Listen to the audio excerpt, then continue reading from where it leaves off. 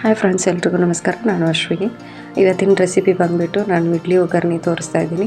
So almost ಎಲ್ರಿಗೂ ಗೊತ್ತಿರುತ್ತೆ, ಎಲ್ಲೋ 1% ಗೊತ್ತಿರಲ್ಲ ಅಂದ್ಕೊಡ್ತೀನಿ.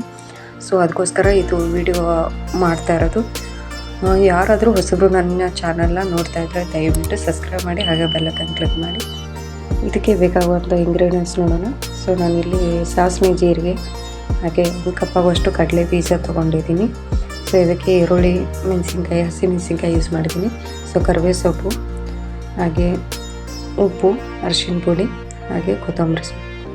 ಸೊ ಇದಕ್ಕೆ ಇಡ್ಲಿ ನಿಮ್ಮ ಮನೆಯಲ್ಲಿ ಮಧ್ಯಾಹ್ನ ಟೈಮ್ ಮಾಡಿದ್ರೂ, ಬೆಳಗ್ಗೆ ಮಾಡಿದರೆ ಮಧ್ಯಾಹ್ನ ತಿನ್ನೋಕ್ಕಾಗಲ್ಲ. ಸೊ ಅಂಥ ಟೈಮಲ್ಲಿ ಈ ಥರ ಒಗ್ಗರಣೆ ಮಾಡಿಕೊಟ್ರೆ ಚೆನ್ನಾಗಿರುತ್ತೆ. ಸೊ ಎಣ್ಣೆ ಬಿಸಿ ಆಗೋವರೆಗೂ ಬಿಟ್ಟು ಆಮೇಲೆ ಸಾಸಿವೆ, ಜೀರಿಗೆ ಹಾಕೋತಾ ಇದ್ದೀನಿ. ಸೊ ಇದೆಲ್ಲ ಸಿಡಿದ್ಮೇಲೆ ನಾನು ಕಡಲೆ ಬೀಜ ಕೂಡ ಸೇರಿಸ್ಕೊತಾ ಇದ್ದೀನಿ. ಇದಾದಮೇಲೆ ಕರಿಬೇವು ಸೊಪ್ಪು, ಹಾಗೆ ಈರುಳ್ಳಿ, ಹಸಿಮೆಣಸಿನ್ಕಾಯಿ. ಹಾಗೆ ಬೇಕಂದರೆ ಇದು ಒಣ ಖಾರ ಯೂಸ್ ಮಾಡೋದು, ಬಟ್ ಚೆನ್ನಾಗಿ ಇದಾಗಲ್ಲ. ಸೊ ಅದಕ್ಕೋಸ್ಕರ ಹಸಿಮೆಣಸಿನ್ಕಾಯಿ ಯೂಸ್ ಮಾಡಿದ್ರೆ ಬೆಟ್ರು. ಸೊ ಇದಾದಮೇಲೆ ಅರಿಶಿನ ಪುಡಿ ಹಾಕೋತಾ ಇದ್ದೀನಿ. ಇದೆಲ್ಲ ಮಿಕ್ಸ್ ಆದಮೇಲೆ ಇದಕ್ಕೆ ರುಚಿಗೆ ತಕ್ಕಷ್ಟು ಉಪ್ಪು ಹಾಕುವಾಗ ಸ್ವಲ್ಪ ಕಡಿಮೆನೇ ಹಾಕಬೇಕು, ಯಾಕಂದರೆ ಇಡ್ಲಿ ಆಲ್ಮೋಸ್ಟ್ ಇರುತ್ತೆ.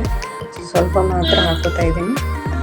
ಸೊ ಇದೆಲ್ಲ ಆದಮೇಲೆ ನೀಟಾಗಿ ಕಲಿಸ್ಕೊಂಡು ಇದಕ್ಕೆ ಡೈರೆಕ್ಟಾಗಿ ಇಡ್ಲಿನ ಒಗ್ಗರಣೆ ಆ್ಯಡ್ ಮಾಡಬೇಕು. ಏನಿಲ್ಲ, ಅನ್ನ, ಚಿತ್ರಾನ್ನ ಅದು ಇದು ಮಾಡ್ತಿರ್ತಾರಲ್ಲ, ಸೇಮ್ ಅದೇ ಥರನೇ. ಸೊ ಇಲ್ಲಿ ಇಡ್ಲಿ ಮಾತ್ರ ಆ್ಯಡ್ ಮಾಡ್ತಿರೋದು ಅಷ್ಟೇ. ಬೆಳಗ್ಗೆ ಮಾಡಿದರೆ ಮಧ್ಯಾಹ್ನ ತಿನ್ನೋಕೆ ಅಷ್ಟೊಂದು ಚೆನ್ನಾಗಿರೋದು. ಸೊ ಹೆಂಗೆ ಮಾಡಿದ್ರೂ ಒಂದು 4 ಇಡ್ಲಿ ಉಳಿದೆ. ಸೊ ವೇಸ್ಟ್ ಮಾಡದೆ ಈ ಥರ ಡಿಶಸ್ ಮಾಡಿದ್ರೆ ಮನೆಯವ್ರಿಗೂ ತುಂಬ ಟೇಸ್ಟಿಯಾಗಿರುತ್ತೆ. ಸೊ ಇದೆಲ್ಲ ಚೆನ್ನಾಗಿ ಕಲಿಸ್ಕೊಂಡು ಆಮೇಲೆ ಕೊತ್ತಂಬರಿ ಸೊಪ್ಪು ಹಾಕ್ಕೊಂಡಿದ್ದೀನಿ. ಸೊ ಇದನ್ನೆಲ್ಲ ನೀಟಾಗಿ ಕಲಿಸ್ಕೊಂಡು 1-2-3 ನಿಮಿಷ ಲೋ ಫ್ಲೇಮಲ್ಲಿ ಬೇಯಿಸಬೇಕು. ಬಿಸಿ ಆದರೆ ತಿನ್ನೋಕೆ ಟೇಸ್ಟಿಯಾಗಿರುತ್ತೆ. ಸ್ವಲ್ಪ ಆರಿದ ಮೇಲೆ ಅಷ್ಟೊಂದು ಟೇಸ್ಟಿಯಾಗಿರೋಲ್ಲ.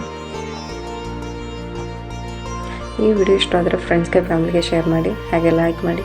ಬಾಯ್.